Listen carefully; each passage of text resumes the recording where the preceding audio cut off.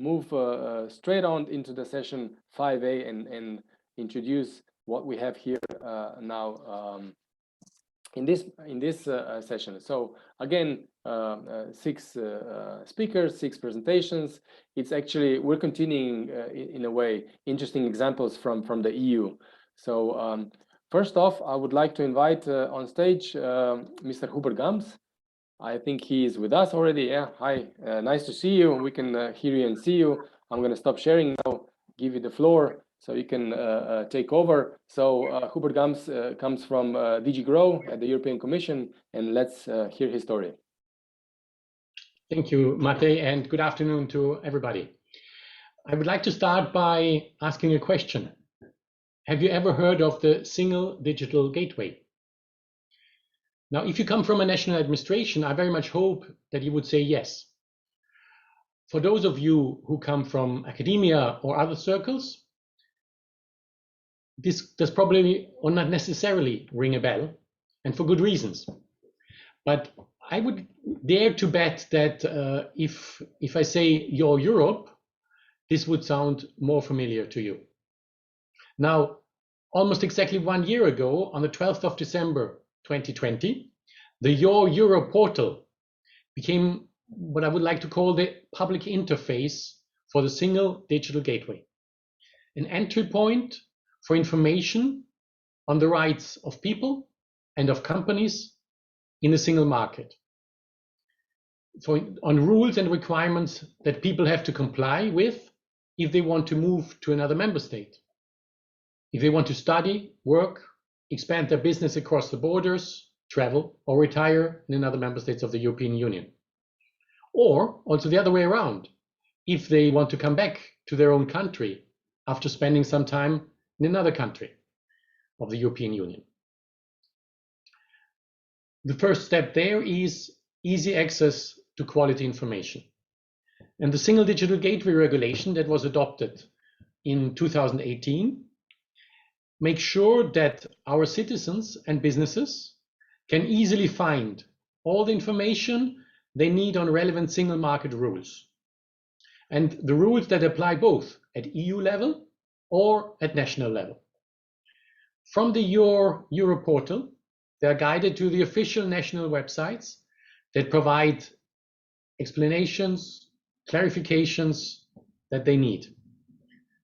Until now, we have over 82,000 national web pages that have been notified to the Gateway back office. And I would say this is really a huge pool of information. It is searchable, easily searchable, and it should be possible for the users to get the best answer, the answer that they need. Thanks to the Your Europe logo, which is present on all of these pages, people know that they can trust this information, which is of course crucial, because these web pages, they must be easy to understand, they must be up to date and translated into English. So, I think it is key to have criteria for the quality of information that ensures the quality of the information. And it is also very important always for websites, I would say, to have the obligation that the information made available is actually up to date, is, the currently applicable information. Nothing is more annoying than, outdated information on the website, I would say, But if there is a quality problem of this information, users also have the possibility to flag this and to those that are responsible, and they can provide feedback, and those responsible for the website then can react and ensure that the quality of the information is ensured and the up-to-date status. What is also important, of course, is getting help when you need it. The Commission and the national authorities have also set up numerous assistance services that want to help companies, citizens, where they can contact them when they face a problem. But actually, when we last checked that in 2017, in the preparation of the Single Digital Gateway regulation, the result of the survey was that 9 out of 10 consumers and businesses were unaware of the existence of these assistance services. what we try to help there is we have established, put in an assistance service finder that links all the available and mandatory contact points, and that guides citizens and businesses, anyone who is looking for assistance, towards the service that is most suited to help. The third aspect of the single digital gateway that I would like to mention here is, what about the necessity to handle paperwork online? Move from offline use of paperwork to online, really. Because once they know the rules, once they know about which rules are applicable in the situation, citizens and companies still have to comply with them, of course. But paperwork can be costly, it can be cumbersome. If one has to travel to, for example, to sign a form or on paper, or if you have to hand over your birth certificate in person. Now, under the Single Digital Gateway Regulation, as of December 2023, more than 20 of the most important administrative procedures for citizens and for businesses must be made available fully online in all EU member states. We very much hope and we expect that this will be a huge gain of time, of effort, and also of money for the citizens and for businesses if they can do all these procedures online. Now, it is already a case for many of you, I think, that if you don't have to provide your national authorities any documents or other information if you have already provided it to this authority or a different national authority before. In many countries, actually, already now, the national government services are connected. So when you identify in one procedure, you find that the form is already partly filled in. We have made quite some progress in this. But from an internal market, from a single market perspective, of course, the question is, shouldn't this once only principle also apply in cross-border situations? Actually, from a single market perspective, it has to apply also in a cross-border perspective. We cannot make a discrimination between citizens of one country and citizens of another EU country that wants to, for example, go there or establish a business there. And indeed, under the gateway, the Commission, together with member states, of course, we have to do that in collaboration. We have to build a technical system for this cross-border exchange of evidence, which, of course, more often is trickier than to have it just in one country. But again, as of December 2023, for many procedures, authorities will have the obligation to offer users the possibility to ask for the reuse of data already held by the authorities also in another EU country. This could be their home country, or, as I said, the country where they have studied, lived, or worked before. Of course, it's evident that the system will ensure the full protection of personal data. So no data will be exchanged without the request of the person concerned. And the user will also be able to preview the evidence and explicitly agree to use it in the procedure. So we, the Commission and the Member States together, we have been working on the architecture, how to organize this once-only system already since the beginning of last year. And I want to mention the two principles that are guiding our work: reuse and interoperability. The system will be built on the basis of existing components, building blocks, which are already used by administrations, for example, in the eIDAS framework, such as the e-delivery access points or the eIDAS nodes. It will also allow the reuse of national components, such as data services. So the Commission will also establish common services that then can be reused for other purposes. For example, we mentioned before, different data spaces. So the idea is, and the objective is, to have a once-only system that is multi-domain, interoperable government-to-government infrastructure, which I think is an interesting precedent for the data spaces in the area of public administrations. because a data space that can and should be expanded to more domains and could also be used for sharing other data information between public administrations beyond administrative evidence. This is really the objective. So to conclude, I would like to come back to the user, because for this project, as I think many projects that have also been presented today, it's really crucial, it's very crucial that the user is at the center. And it is also at the center. We have really worked hard to put it at the center of this Gateway project.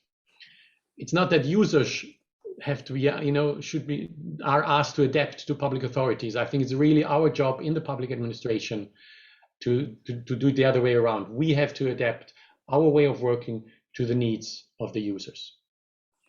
And I think the single digital gateway regulation is a step forward to make the single market work better and to facilitate the everyday life of European citizens and European businesses. And it can be a big step. If we fully implement it, if we really work hard, I think we will all feel the difference, how the single market works. Thank you. Thank you, Hubert Gams. Thank you very much for the view, for the interesting example from the DG GROW perspective from the European Commission. Moving on with section 5A, we have Alenka Zuzek-Nemec from the host country. She's actually part of the wider team planning and organizing this conference. So Alenka, welcome on stage. Hello. Can you hear me? We can see you well, we can hear you well, we can see the presentation, so off you go. Great, thank you. Dear participants of the conference, dear colleagues, I'm unfortunately replacing our Director General, Mr. Peter Groom. He was unfortunately caught by COVID, and I wish him a quick recovery. Nevertheless, it's of course a pleasure to be here today to present you the overview of the digital government in Slovenia.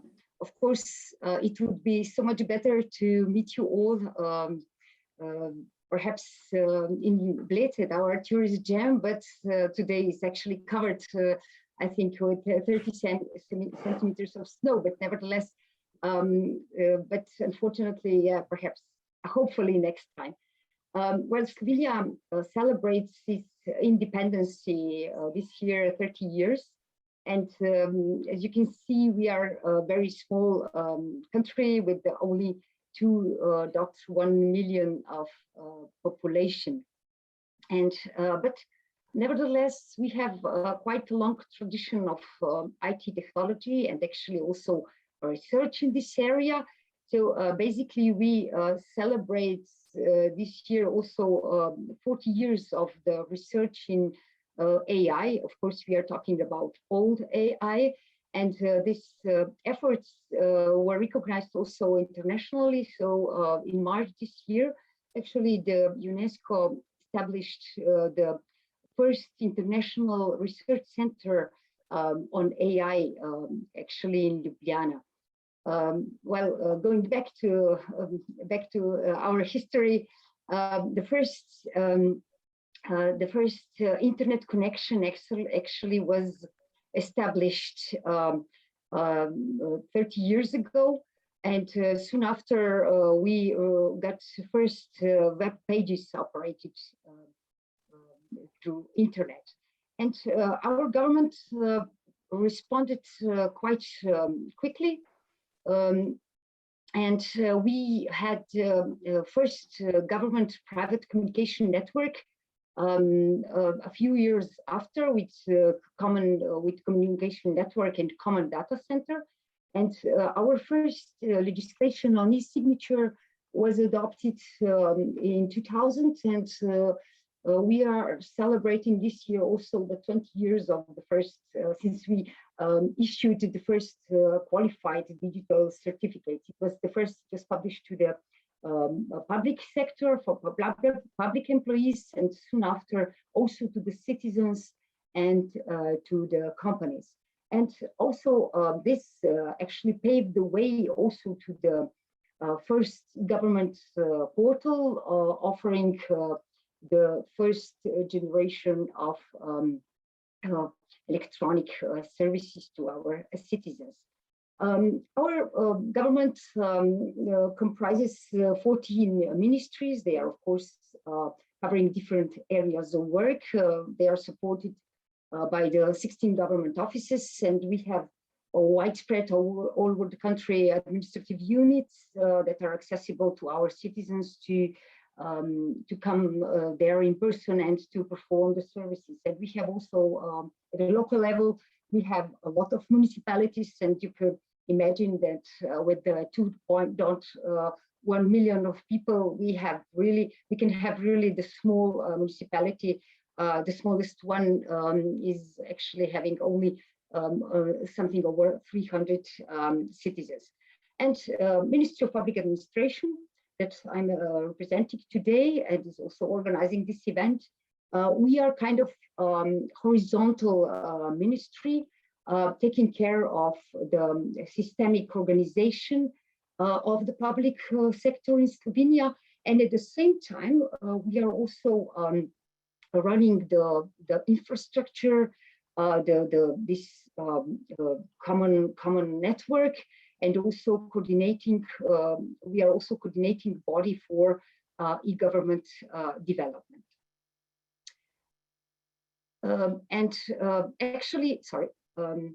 Actually, we are we have as a Ministry of Public Administration having this centralized role. We are actually building kind of this environment, smart environment with powered by this, also with the emerging technologies more and more. And we are trying to standardize the whole processes of the e-government development.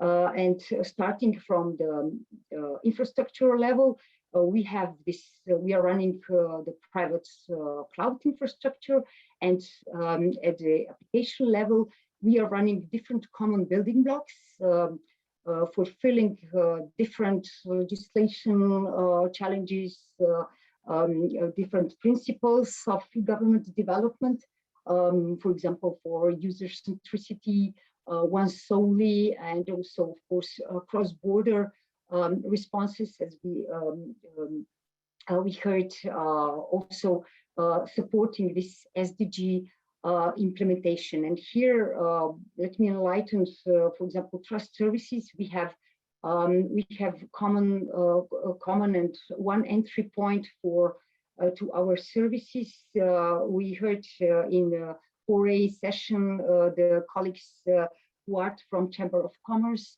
Our CPAS, this so-called Central Services for Authentication and for e-signature, is nowadays integrated already in more than 50 different portals. Then one of the important family also from the perspective of SDG implementation and once only principle is also the family of different building blocks for data exchange. Here we see with those two families of our building blocks, we see the great opportunity for us also to respond to this SDG implementation and also other upcoming challenges from the single digital market. And of course, we are also building on this new technologies. So basically emphasizes this supporting business processes, and we have quite now the good results in the usage of AI, especially for the field of business intelligence and data warehouse on the public salary system and the public procurement systems, and we are developing also for Slovenian language syntax analyzer. And of course, we are looking forward for the new achievements in this field. We have also the guidelines that are actually helping the other ministries to take into account all these solutions, specifications, and building blocks when they are developing their services. And of course, the result of all this effort of our ministry are the services as much as possible user-friendly to our users, to our citizens, and to our businesses. For which we are covering, of course, and offering different services for different life events to our citizens. They can have also the insight into their personal data, and they have also different channels to give their voice through these democratic channels and the participations. And for the businesses, we have also quite successful one-stop shop for businesses, and also other business-related services. And we are very proud of our open data national portal that at present offers more than 4,000 data sets to our businesses to encourage also the innovation in public sector. And the latest project that we did was the optimization of our websites, our public institutions, and the project started in 2019. At the moment, we were able to consolidate and put under gov.si one web page, actually 150 different institutions. And of course, we have the most popular services nowadays are connected with this situation that we are facing, this pandemic. E-health related services that were presented also in the previous session. We have now also some of the more modern style of offering those services, and we are happy that e-health and e-taxis that are probably most common services that we are using are available also through this mobile apps. And to give you a bit of overview also of our response to this situation, for example, our e-government portal for citizens had to, of course, respond to different governmental measures to cope with the COVID situation. And we had to really fast and respond to it with the services available.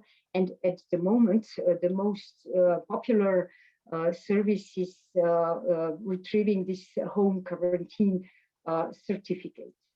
And looking into the wider context of our digital government development, we are, according to OECD, we are a bit above the average. And the similar is situation when we are looking at DESI or e-government benchmarking. We are in the category of unexploited e-government, which means that we have still a lot of room for improvement. And we couldn't resist to give you to present you Open Data Maturity Report that was actually published by the Commission yesterday. And according to this measurement, as I said earlier, Open Data Portal is something that we are very proud and we are quite successful. And this was recognized also in this report. We are actually at the policy level, we are at the first place. We are ranking the first, and overall at the ninth, and we are in the group of fast trackers. Sorry, yeah. And of course, putting all this together, all these measurements, all the situation that we have, also we are collecting from our users. We are preparing different strategic documents. We adopted earlier this year National Program for Artificial Intelligence with the aim, of course, to reach the comprehensive and coordinated approach to development for AI in Slovenia. We conducted the digital government review with the OECD. That was reported in September. So this is really valuable for us to get this independent insight with a lot of good recommendation for our future development. And of course, resilience and recovery plan. That is, of course, is also in Slovenia. Digital transformation is one of the top priorities. We are preparing Digital Slovenia strategy with the important also pillar addressing the strategy for public services. And with all these different strategic documents coming from the national level and from also from the EU level and also wider, I think that we can summarize our challenges for the future. Of course, we want to continue this user-centric approach towards digital services, but of course, taking into account AI and other emerging technologies, of course, paying a lot of attention to these ethical values. We need to foster the cooperation between different stakeholders with our academy, with our businesses, and of course with our users, fostering interoperability for cross-border services and exchange of data. And what we would like to achieve is also standardized access to our public services, to have this kind of single sign-on, same feel and look, etc. And of course, taking attention also to what we are all today having next to us. It's our mobile phone, and offering the solutions and services also through mobile phone. But of course, we would not achieve anything of this unless we have very well digital skilled public sector, encouraging to be creative and innovative. We must optimize the processes, cybersecurity, and of course paying attention to improve our personal identity. Slovenia will, after several attempts in the past decades actually, we will get our first national identity card. But we are in parallel working also in this mobile and modern based electronic identification. And of course, we are hoping that we will evolve into also this European digital wallet. To conclude, of course, we heard today a lot of also vox populi. We must listen to our citizens, and basically from our first presidency, when we have alliance with our users, we came into this human-centric and really put into our users into the center. Thank you very much. Thank you very much, Alenka. Thank you for this view. It's good to see the consistency from 2008 and 2021. And you mentioned AIM Slovenia and the mobiles, which is a very good link to the next speaker. Next speaker comes from our northern neighbor, from Austria. So I would like to invite on stage Mr. Peter Kuster from the Federal Ministry for Digital and Economic Affairs in Austria, from e-government to m-government. So Mr. Peter Kuster, I'm giving you the stage.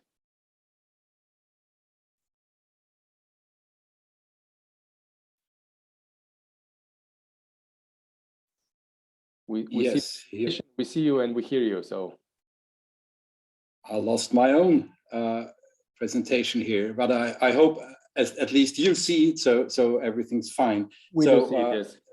Perfect. Thank you very much for the invitation, and it's wonderful to follow the presentations by Hubert Gams and Alenka, because they already mentioned very essential aspects I would like to focus on, and that is exactly the putting the user in the center, which is, in our view, asking for a mobile first approach. And this is exactly preparing our road from e-government to m-government to mobile government, because we need, or we felt we need a shift in paradigm in the sense of moving from the picture of the father state to kind of a partner state situation, where it is essential to approach the user in a way the user can act all time from anywhere. And we know, of course, that citizens use their mobile devices as the primary source for internet access. And that's not only in Austria, but a worldwide trend we do see.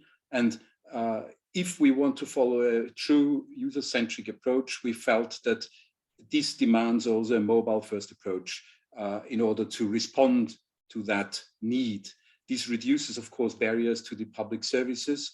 And we are in Austria combining that with what we introduced legally in 2020, that is the right to digital interaction with authorities. So our approach to digital by default is actually to offer the right to the users to digital interaction. And that's what we follow since 2020. And that's where we come from when we started in 2018 with the Austrian presidency, also the discussion on the EU level on mobile government. We had a CIO meeting that time in Vienna, exchanging with the colleagues about EU approach towards mobile first strategy.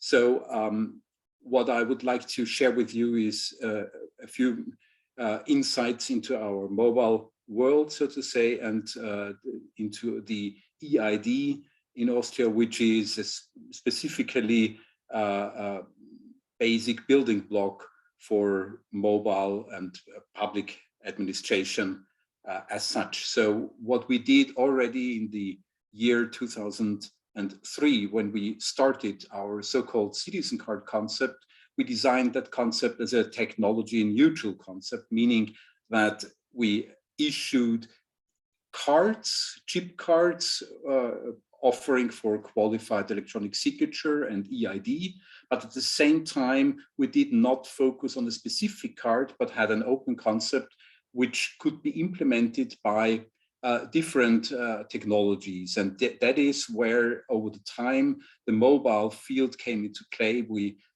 started with a mobile solution, and then later on the mobile phone signature and mobile EID. And now we ended up with the so-called ID Austria based on the true mobile solution. So we defined legally the functions of our EID and not the technology, meaning that we combine identification with a sector-specific approach, enhancing privacy features with qualified electronic signatures and electronic mandates and representation data. This is the more abstract level. And if I can show you our mobile EID and mobile phone's signature, that has been developed basically comparable to e-banking solutions, where you receive an SMS and you type the SMS code, and with that you trigger the electronic identification and signature, meaning that this is a qualified remote signature at the back end, using a hardware security solution there. That's a true alternative to chip card-based solutions. You don't need any installations whatsoever, and it's very easy to use. And it has been followed by app solutions where you receive the mobile TAN in your app, or you use a QR code, which you take a picture of, and then you trigger the activity. And the most recent development is that we introduced the biometric features. This means that we are using the secure elements in the smartphone, the trusted secure environment or the secure elements, which are more or less default solutions in newer devices. And this is the key for enabling for single device solutions in mobile government, because usually you would have to choose two channels, your PC or desktop PC, where you use the application and you use your smartphone as a second factor, so to say, and second channel. It's not the best idea to use the same device for both, but the secure elements and trusted secure environment creates the conditions where you can, on a secure basis, combine into one device, meaning that this offers the way for mobile government as such. And if I show you the numbers very briefly, these are the numbers of our mobile phone solution and mobile EID. We currently have 2.8 million active EID users, mobile ID users in Austria, and they are really using that more than 4 million times each month. So there is high uptake and high usage in Austria. And the green line is comparing the situation for the chip card-based solutions. And you see we had at the end like a few hundred activations each month. Meanwhile, we discontinued that solution because of the high success of the mobile solution. We have like more than 10,000 new users each workday. Of course, one of the boosts over the summer had been the Green Pass or Green Certificate solution, where you could, or you can in Austria, easily use your mobile ID to download your vaccination or test certificate. That leads to our larger environment for mobile government, which is the Österreich GVAT, Austria GVAT application, digital office application, as well as that desktop solution we, of course, optimized for mobile use. This is the single point of contact for the governmental services for the citizens. That follows a clear mobile-first approach. We integrated our Identity Austria into the app, featuring what I already presented, the server-based mobile EID and mobile qualified signature. It is enabled via these hardware secure elements, and thus forms really a convenient bridge between the government and the citizens' businesses. This is also, by the way, the basis for the digital driver's license and other digital evidences, which we are currently working on and which will start in the first half of next year. So next year, with the help of our Identity Austria, we will offer a digital driver's license in Austria. The Office app, the digital Office app, which is the app solution of our Austria GVAT, offers many services, and we try to follow also here the demand of the citizens. So we did not like digitalize everything somehow, but we focused and we started with those services where the highest demand was on. This is like change of address, etc., ordering election cards. I show you only two small examples. This is the procedure for changing your address, and we are in the back office connecting to the central population register and the central address register. You can at the same time deregister your previous residence and register for the new one, only with existing addresses, because this is combined with our back office registers, and you receive the confirmation after submission.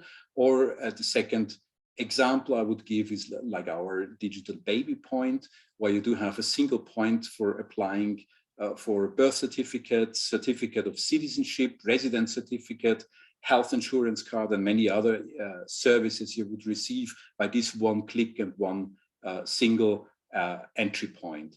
Many other services are connected to our app. That means we do offer also single sign-on services to major portals like the business service portal, social security portal, tax portal, electronic delivery, support of e-petitions, etc., etc.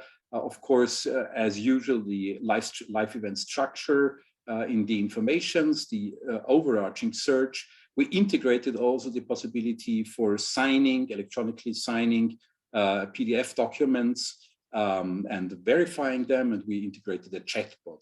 So this is our situation, and as last slide, I would like to simply share with you some lessons we learned for ourselves in our path from going from e-government to m-government. That is, the mobile asks for really rethinking the service. It's not like just putting in the digital form what you had in the paper form previously, or not even what you had on the desktop solution and putting that into an app, because you cannot, of course, really base your services on complex forms to be filled out on the smartphone. So this really asks for more intense implementing the interfaces to use the back office registers, to use once only, to really limit to the minimum the data you really ask from the citizens. The second thing is that mobile really shifts some of the paradigms we have seen from the usual digital way, because even if you have a similar user experience at the back office, so to say, there is a clear difference in technology.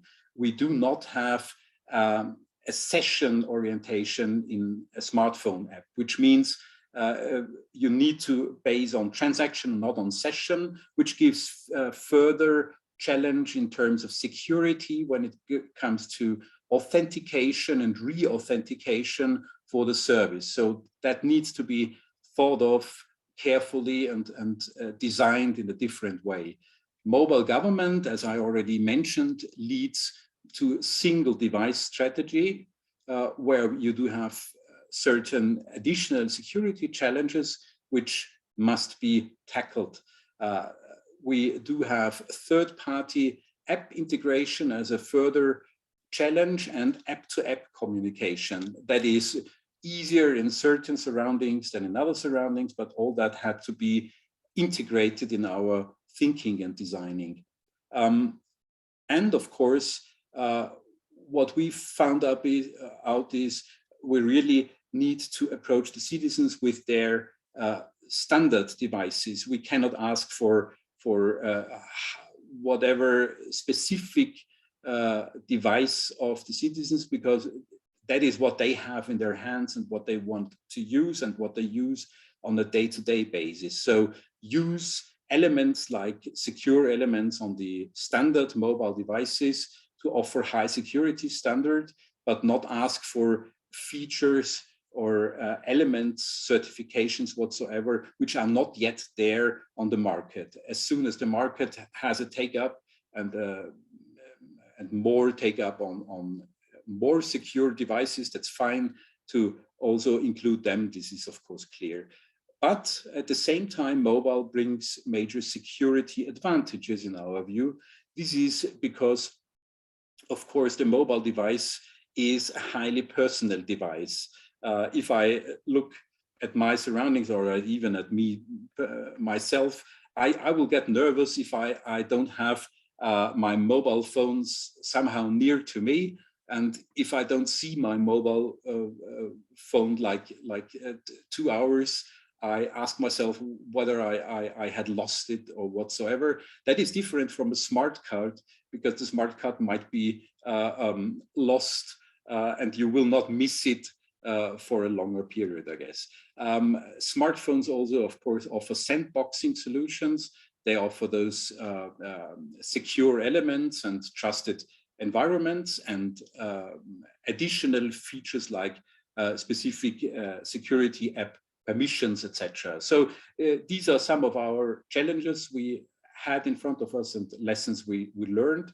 And that brings me to the end of my overview, and I thank you for your attention, and be careful, there might be some smartphone zombies around. Thank you. Thank you very much, Mr. Peter Kuster, for this vision of the future of m-government, but then again also reality and challenges as you showed us. Moving on further north, going to Germany. So already joining us on stage, I see Eileen Fuchs from the, she's the head of the division for digital policy at the Federal Ministry of the Interior. building and community in Germany. So I'm giving the stage to Eileen Fuchs, and we hear you, I believe, we see you well. So Eileen. Yes, hello. Thank you very much for giving me the opportunity to be here.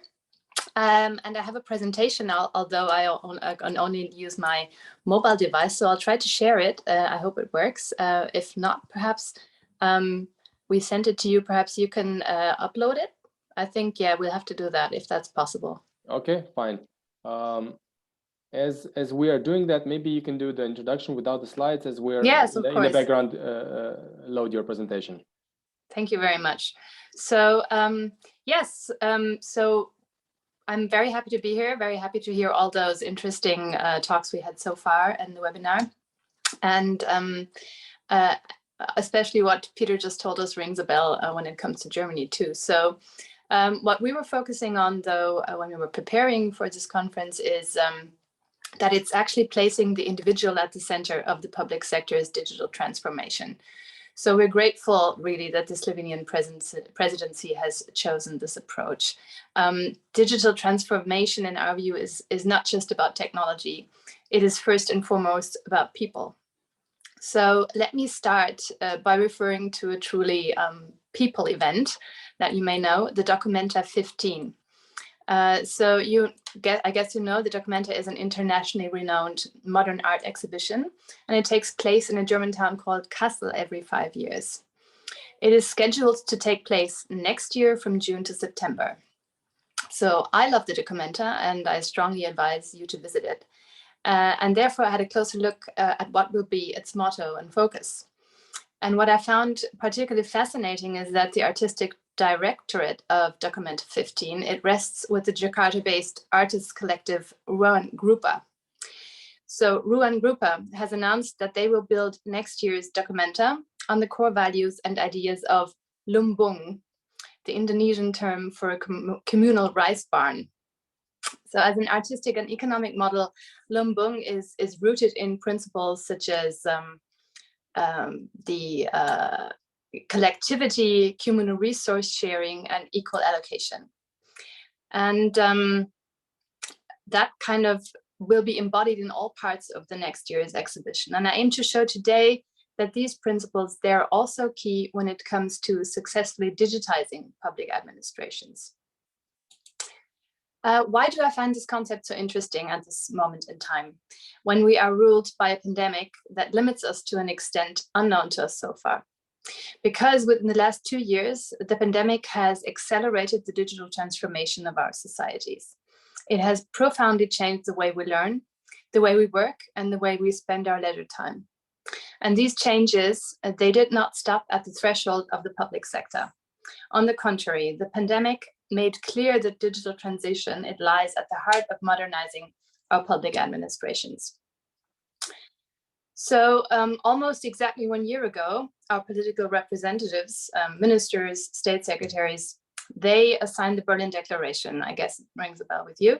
And this document puts forward 7 fundamental principles that serve as guidelines in striving towards a value-based digital government. And one of these principles is empowerment and digital literacy.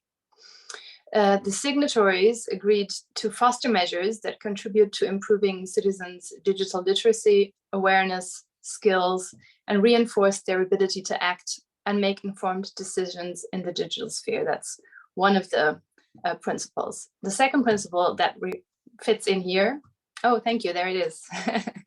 I'm at slide 5 now, actually. Thank you.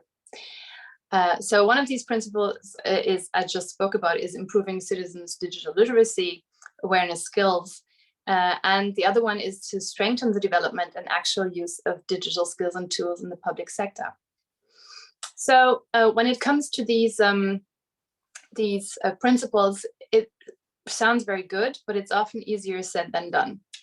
I've chosen a few examples of Documenta 15 to take a fresh look at the issue. I believe that the lumbung concept underpinning the upcoming Documenta points to a crucial phenomenon, namely the increasing importance of collaboration, participation, and networked processes that rests within Lombang. So climate change, pandemics, global inflation, and migration, all these phenomena that are currently upsetting our familiar world, they can no longer be tackled by individual nations, let alone by a group of people on their own. So the same holds true for the digital transformation and the accompanying need for digital skill building. As the concept at the heart of Documenta 15 illustrates, these current crises, with their manifold facets and global dimension, have led to the resurgence of a social paradigm that centers on resource sharing, equal allocation, collaboration, collectivity, and cooperation. So in view of this resurgence, we need to ask ourselves, to what extent do public administrations nowadays still shape major transformation processes on their own? Can they actually do that? I think the answer is pretty clear. They are not able to do that. So on the contrary, I aim to show to you today that the digital transition of the public sector and the required skill building, they're not an isolated endeavor, but a collective, collaborative, and network process. To support and illustrate my claim, so you can go to the next slide, thank you. I will provide you with 3 flagship examples from the German Federal Public Administration.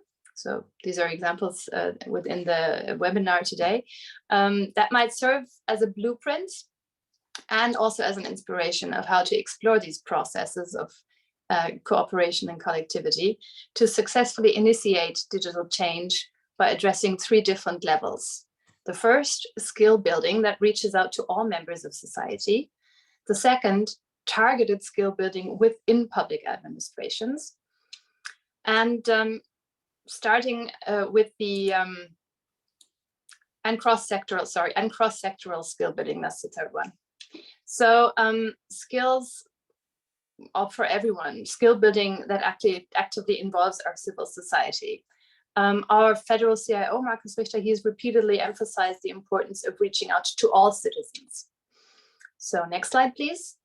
There are major changes taking place in society, which also impact on the transformation of our working world that is often characterized by increasingly complex, uncertain, rapidly changing, and actually unpredictable circumstances. Many of our citizens, including many of the employees working in the public sector, do not belong to the so-called digital natives, if we can still use that term. So given the complexity and the speed of technical innovations, they easily feel anxious and intimidated by the rapid digital transformation. I guess every one of you has made that experience in their surroundings with family or at the workplace even. So we need to take such concerns seriously, and we need to enable them, those people, to kick their anxieties out of the door, and we need to provide chances and opportunities rather than challenges. So next slide. In June 2021, so this year, we launched GovTech Campus as a spatial and virtual innovation platform that generates orchestrated and sustainable co-learning, co-ideation, and co-creation between public administration, startups, businesses, IT providers, science, and our civil society. This GovTech Campus aims to build one of the world's leading GovTech ecosystems. Its organizational structure is unique and exemplary, even by international comparison, as it involves the Federal Republic of Germany, which is represented by the Federal Ministry of Interior, 2 federal states, as well as private-public partnerships and private sector entities. Next slide, please. On the one hand, the GovTech Campus provides the federal and state governments with the infrastructure for ambitious, concrete innovation projects. And it therefore makes valuable external expertise of the tech scene really accessible regardless of time and location. More importantly, the campus provides a platform that reaches out to our civil society, and it seeks to actively involve our citizens, together with IT experts, law and procurement specialists, and members of research organizations. It actually helps them finding answers to the most pressing digital and technological innovation tasks of our public administration, and this is the cooperative aspect I was speaking about before. So it actually serves as a flagship example of how skill building may profit from co-learning, co-ideation, and co-creation by actively engaging all members of society, and also by bringing experts and lay people together. So GovTech Campus generates as its aim user-friendly solutions, and it serves also as an incubator of inspiration and innovation. So next slide. Another targeted skill building in the public sector example. That was the second skill issue and skill focus I would like to turn to. So as we all know, in public administration, the pandemic has accelerated our need for digital learning and working methods in everyday life and at work. So to meet also this demand in the public sector among our colleagues, we launched a digital academy in May of this year. It's really called Digital Academy, and it's a free platform of the German Federal Academy for Public Administration. And it offers online and will offer offline courses for German federal employees to, for one thing, promote digital skills. It shall encourage and provide networking opportunities. And its aim is to support cultural change also in public administration. So next slide. The Academy aims at preparing federal employees to adapt to an increasingly digital environment. Learning opportunities are designed, they shall upskill the public sector for future challenges, both by teaching technical competencies like AI and big data courses, and also bring nearer to the people and to the employees new forms of work facilitated by new technologies. You know what I'm speaking about. It's agile project management, digital leadership, remote collaboration and teamwork, and also tech-enabled service delivery and policy making. So this digital academy exemplifies best practice for us of hybrid learning by including both physical campus after the pandemic and an online platform that offers courses, webinars, lectures, training, and coaching. And these mixed methods, they're intended to maximize accessibility and scalability. So next slide, please. Many of these plans are still in preparation for next year after the pandemic, but the Digital Academy already embodies two key aspects of a modern public sector innovation skills training program. First, its course offers are designed to pick people up where they are and take into account how and when they want to learn by providing flexible learning modalities. And second, it offers a future-oriented curriculum supported by peer-to-peer learning and coaching, rather than disconnected individual lectures, in order to help public servants apply new skills to their individual task and working situation. Thank you. Next slide already. So as you can see, or I must say, the Academy's portfolio is still new and it's evolving, but it represents one of the most future-oriented and exciting experiments in public sector upskilling that we have today. What's important is that it does not convey mere technical know-how, it aims to convey skills and competencies. So also here, we emphasize collaboration, we can see participation and co-creation to successfully cope with changing work environments. And employees should be encouraged to actively shape reform processes also in the public sector. So last but not least, next slide, let me turn to the importance of cross-sectoral skill building. I already mentioned the GovTech campus. So examples from Asia and the US, they reveal to us that startups can form a decisive bridge between external GovTech innovations and the public administrations. So the campus promotes the exchange between the administrations and the GovTech world through fellowships, case presentations, and a future training curriculum, as I said before. So within that line is a project that we're actually very happy that we have established it within the federal government. It's a flagship example of facilitating and promoting exchange between public and private sector, just as a GovTech campus. And it's a fellowship program, and it's called Work for Germany. So Work for Germany has brought together, next slide please, transformation experts from the private sector with pioneers of federal ministries. So for a period of 6 months, private sector experts work in the ministries together with a ministerial tandem partner. They scrutinize cross-departmental challenges. They are focusing on redesigning work processes, and they develop new and iterative working methods. The aim of the program is to translate best practice from the private sector into the administrative context. So aiming to facilitate change and innovation on actually 3 levels: on the individual level, It wants to foster new working methods and skills for the individual concerned. It includes a top-down approach, which actively involves the heads of units and divisions to ensure a broad transformation of the working culture, because it's never working without the leadership level. On the organization level, that's the second level, the program promotes cross-departmental exchange. We know we often have silos within administration, so that's the aim, to break up these silos and support ministerial staff in proactively looking for and initiating networking and exchange opportunities. And then we have the third level, it's the systemic level.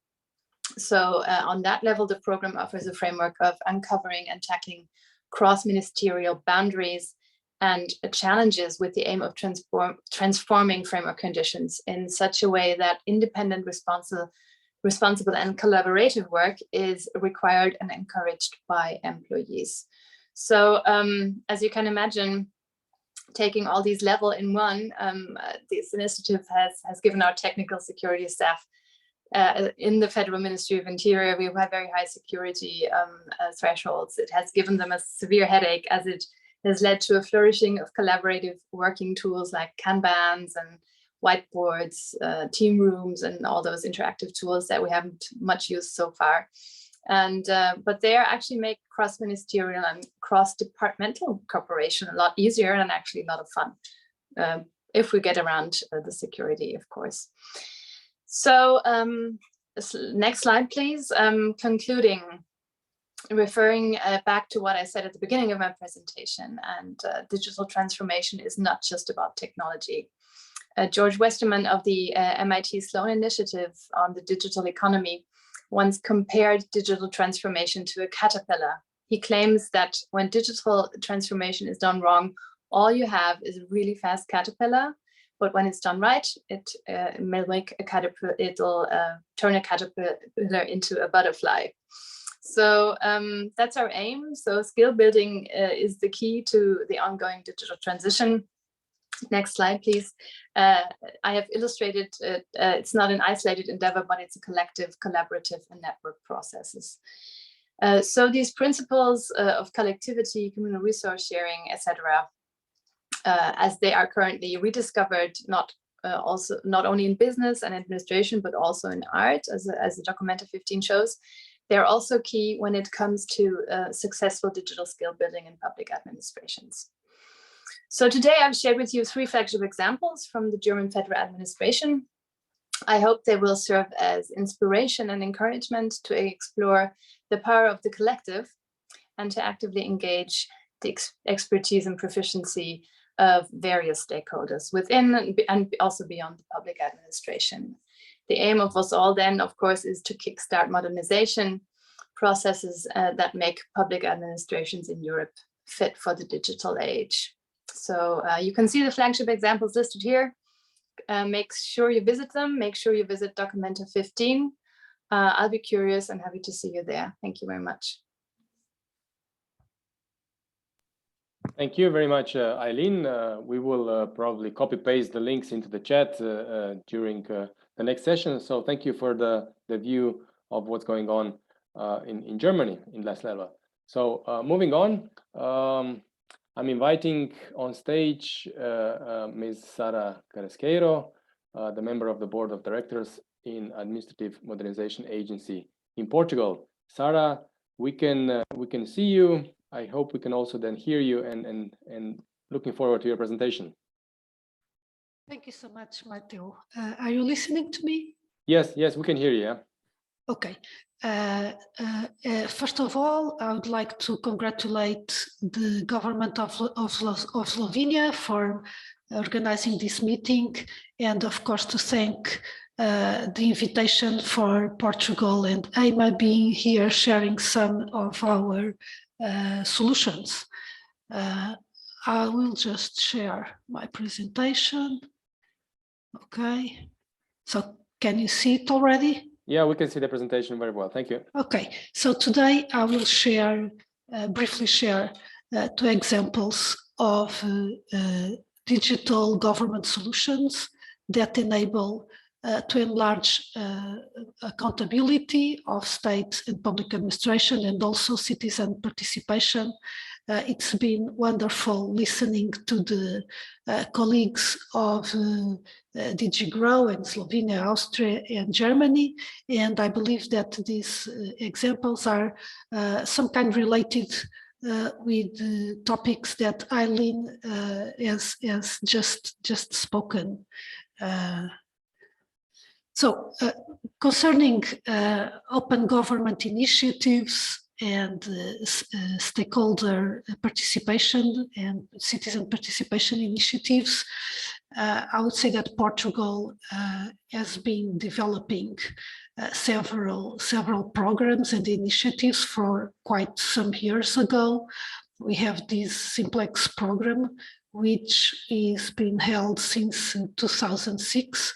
And it's a simplification program that begins with some public participation stages for discovering and highlighting the main needs from citizens and business.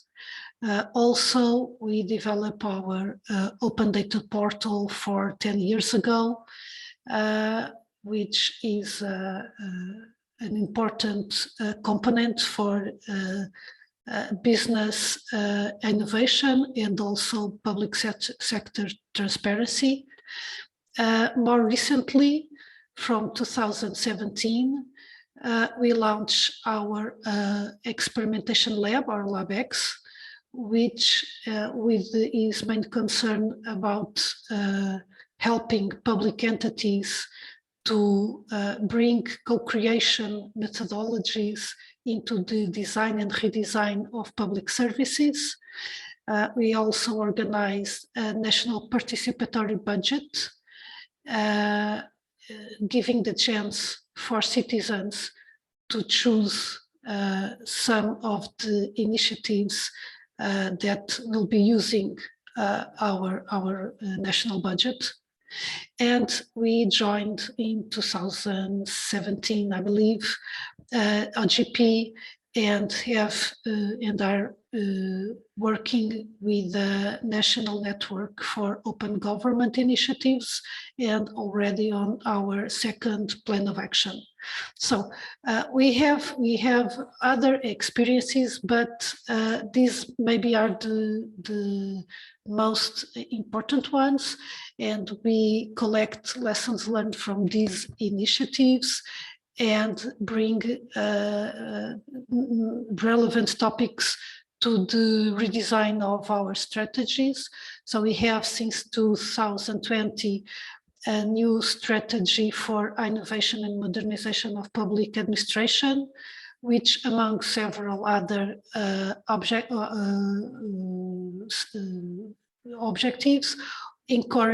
has an initiative relating to encourage informed citizen participation on public policies, and also involve public servants in the cultural change of public administration. We recently had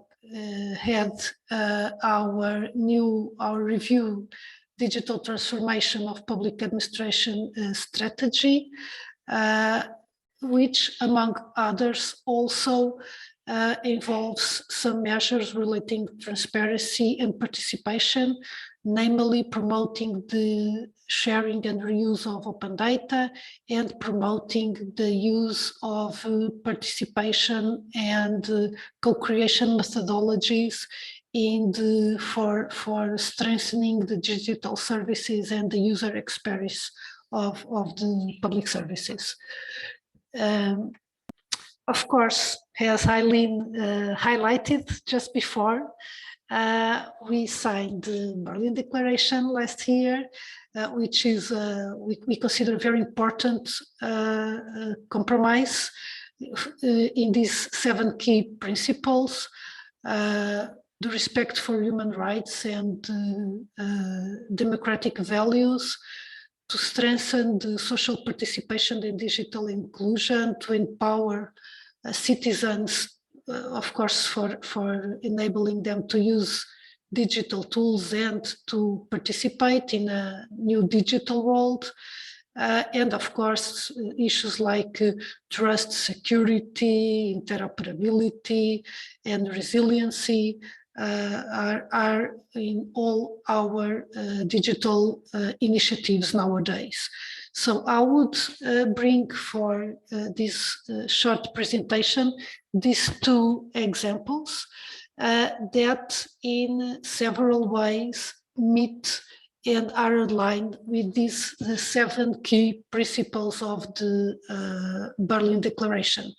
So I will briefly present the Mais Transparência portal and the participa.gov platform, which are two recently components of our whole of government digital architecture that are aimed at enabling participation from citizens in several decisions, several public decisions, and to bring citizens better informed numbers and facts about public administration and the use of resources, promoting not only accountability, but also literacy on citizenship to Portuguese society. So first of all, considering Mais Transparência, which is our new transparency portal. Mais Transparência was launched on 28th April this year with these goals to improve trust and accountability on government and public sector. This is nowadays a real challenge for, I believe, for all governments. The issues about trust in the new new world, a new digital world with some great deals on disintermediation, and so it's quite important to bring trust on to bring trust on public services and public entities, and one of the ways is from showing data and giving citizens the right tools to understand this data. So promoting citizen literacy was also a great challenge embraced by this project. Several issues and decisions were made during the Mais Transparency project, namely strict attention on the language utilized by this solution, and uncomplicated, simpler, and on the day-to-day base life of citizens, and a glossary for all the indicators and all the terms used in the portal was also included to assure that citizens really understand the facts and figures that are shown.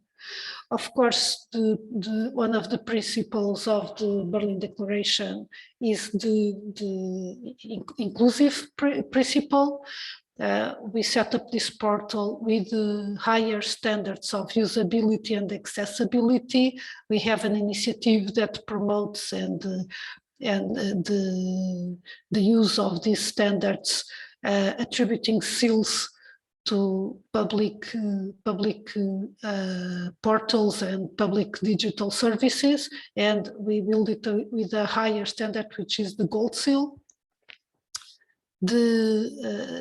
We also give a lot of attention to make sure that we meet the citizen needs and expectations in relate to public administration data. And so we build a portal with several workshops for co-creation and design thinking to understand what kind of data is needed and the best way to show it. and of course to bring an approach of all of government, of real partnership cross public entities and cross ministerial areas, to ensure that the data is shown in a logic of thematic areas and not in the logic of public administration organization. So the portal shows several information in thematic areas. We have launched so far 2 areas, European funding and state budget, and we collect data from various public entities in various ministerial areas that are relevant to compound information on these 2 areas. So we believe, and the feedback we have been collecting, it's a simple and intuitive solution, real easy to navigate, it shows real-time data. The data is all collected from the national open data portal, which is dados.gov. It's robust, it has higher quality data. The portal is in constant evolution. We are launching in this month 2 new areas. An area dedicated to municipalities transparency and another area dedicated to public purchasing. So every month we have a new release with new areas or deepening the analyses that are provided in the transparency portal. The other example that I would like to highlight is the participa.gov platform, which is recently launched in the end of 2020 platform, which is our official public administration platform to support participatory processes. We had, as I already said, we had our national participatory budget run since 2017. We have several municipalities that launch participatory processes and participatory budgets for several years ago. And this platform aims to collect in one single front end all these participatory projects, which we believe it's simpler for citizens to look for the initiatives going on. And also it was extended to a new participatory initiative, which is an internal organization participatory budget that will be launched in 2021. So nowadays, we already had in this platform 2 participatory initiatives at the local level, one of which was restricted to youth, and one participatory initiative at organization level, which was the really first one initiative, a test initiative at the AIMA participatory budget. And in 2021, we'll have more initiatives at organizational and local level, and also the new national participatory budget initiative. So other, of course, being a platform for voting, and some of these initiatives relate to budgeting. It has higher standards for security and privacy. It was built with blockchain technology, and it uses our electronic identification ecosystem, which is higher standards for trust according to the EIDA regulation. It's also possible in some of these initiatives that citizens propose initiatives to be voted by the communities. So nowadays we have these initiatives concerning the more transparency portal. We have since last 6 months more than 33,000 users, of which more than 6,000 are recurrent users. We have more than 140 page views. And we have received several recommendations and greetings from these two platforms, which we believe that can be a real enabler for further developing trust in government, participation, and of course democracy in our country. So to wrap up a little bit some of our lessons learned, I would say that is quite important to focus on purpose more than on technology. So these two platforms really focus on users' acceptance, user literacy, user want to participate on these initiatives. It's real crucial to engage with citizens on the design of this kind of measures and platforms, to involve a network of stakeholders, of partners, to involve several public entities from all of the ministries.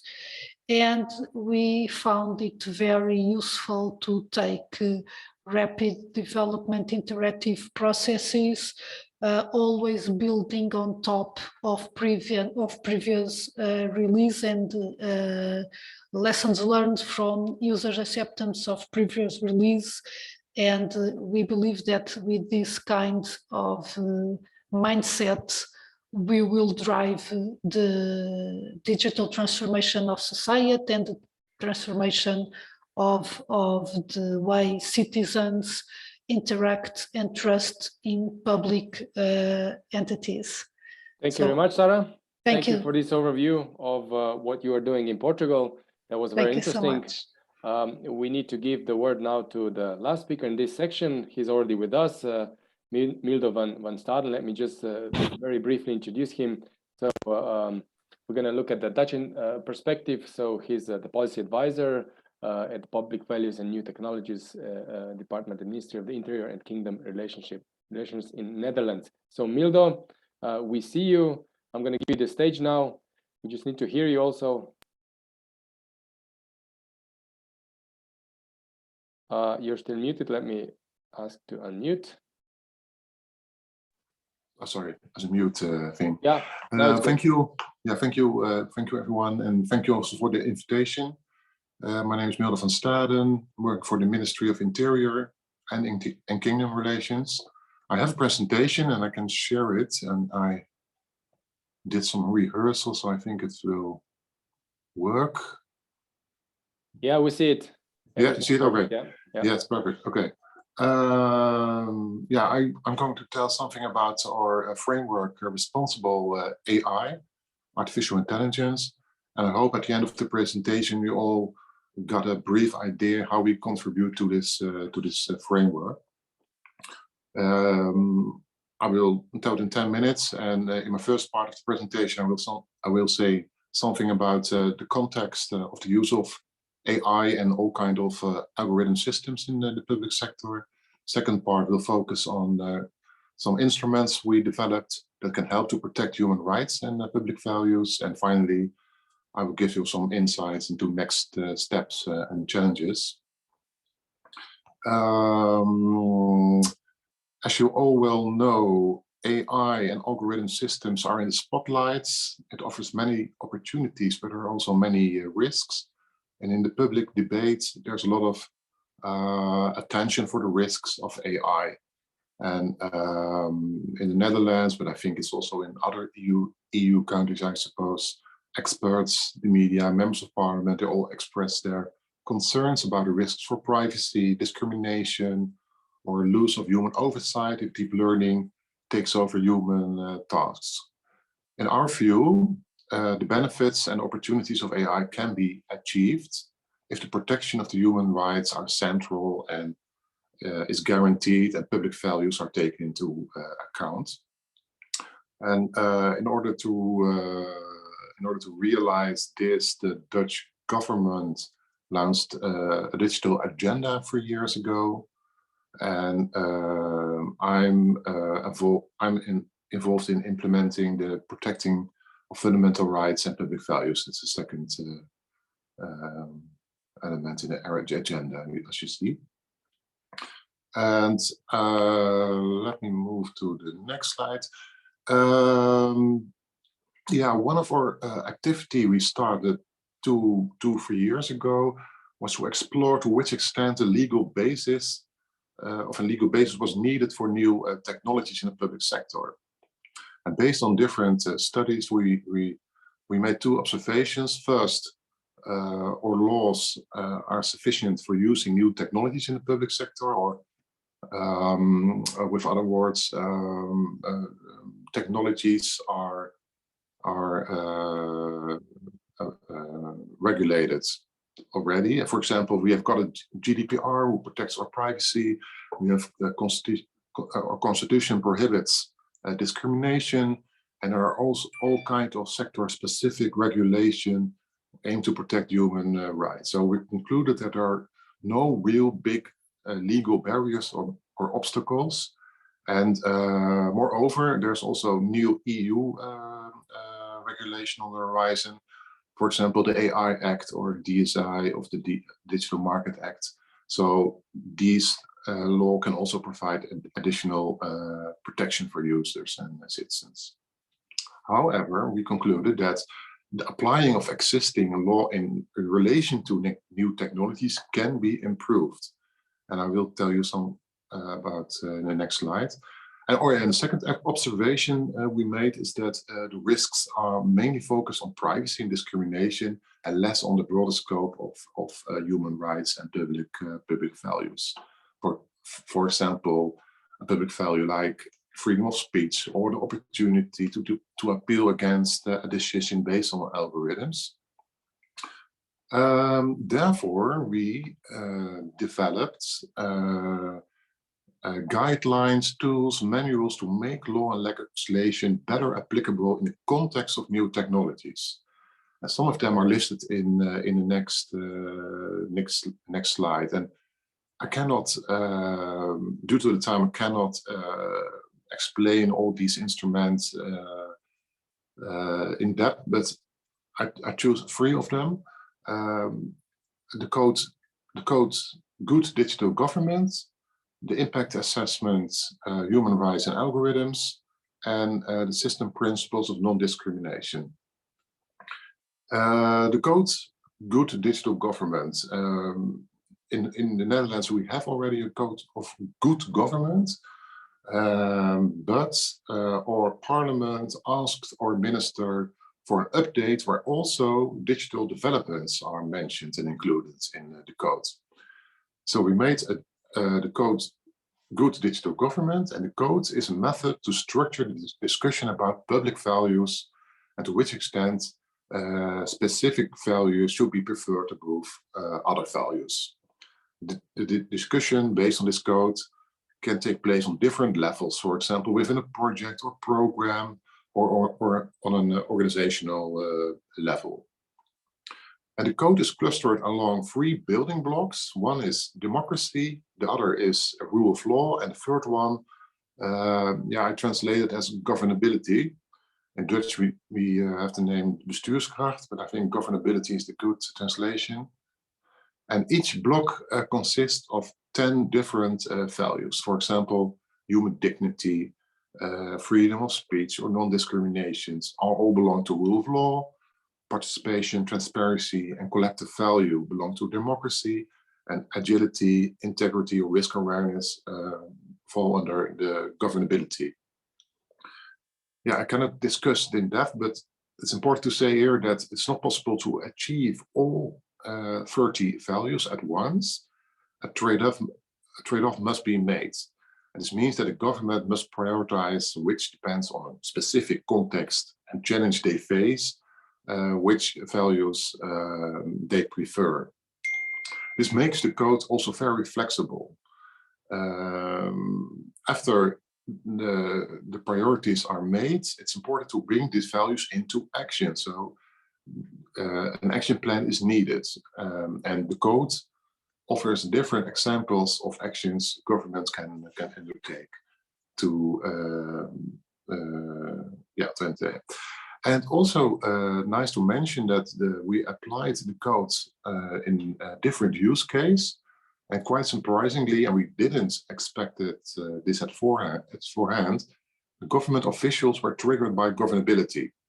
So there were concerns about the lack of capacity of the organization or employees who lack the technical skills or the ability to offer tailor-made solutions to citizens in cases where citizens are screwed up by technical bureaucratic systems. So the governability was an eye-opener for us, and we expected that there was a lot of attention for the rule of law side of this code. The second instrument I would like to mention is the impact assessment of human rights and algorithms. Also a beautiful instrument. In contrary to the DPA, Data Protection Impact Assessment, the IAMA, that's the abbreviation of this assessment, focuses on the algorithms and the broader scope of human rights. These assessments can be used for discussion and decision making. It makes a dialogue possible with people with different backgrounds, legal background, technical background, social background, with scientists, etc. The assessment is not mandatory; it's voluntary. But that's a nice thing to say is that right at this moment, DPA officials in the Netherlands explore to which extent the IAMA can be added to a DPA, or can be added value for the DPA. So that's quite interesting thing. The first and last instrument I like to mention is the System Principles of Non-Discrimination. And this instrument is available in English. So that's good news. In this document, you can find all legislation related to discrimination.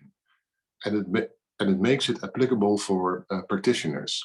As I mentioned before, there's no real legal obstacle. We've got constitutional law on discrimination, but in practice, it's sometimes difficult to understand how the non-discrimination legislation relates to new technologies, to AI, to algorithms. So this document explains it. It explains which questions and principles should be leading in the development and implementation of an AI system in the light of discrimination.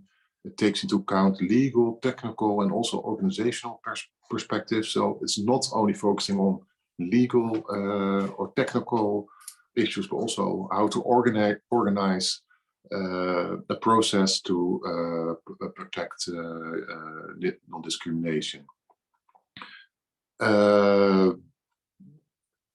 Suppose you want to ensure that an AI system will not discriminate, which questions should be top of mind and which discussions should take place within a team.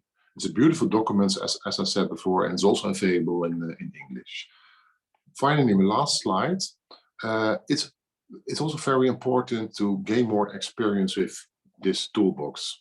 And we financed a project called Public AI in Control, where different municipals are using these instruments and tools in very close relation to each other. And we expect the results next year. It's a very awesome project. I'm also involved in it. And it's very practical. They use a learning approach with small projects, deployment of techniques. They test the techniques. There are polls where also citizens are involved to check the needs by citizens about AI and algorithm registers. And yeah, the objective, as the title says, is to gain more control on artificial intelligence. They're also developing an algorithm framework with a shared definition of responsible AI, and they use the Code of Good Digital Government as a main anchor point. So that's quite interesting as well. Furthermore, that's my last point, they built an algorithm register in combination with procurement requirements. I think also in Finland, there are also experience with algorithm registers also in the UK, maybe also in other EU member states, but I think that and together with citizens, NGOs, and supervisory bodies, we do further research to the impact of this register. So these were my final words, and maybe there are any questions or maybe some things are unclear or surprising. Let me know. Thank you very much, Milde van Staden, for concluding the sixth part of the session 5A.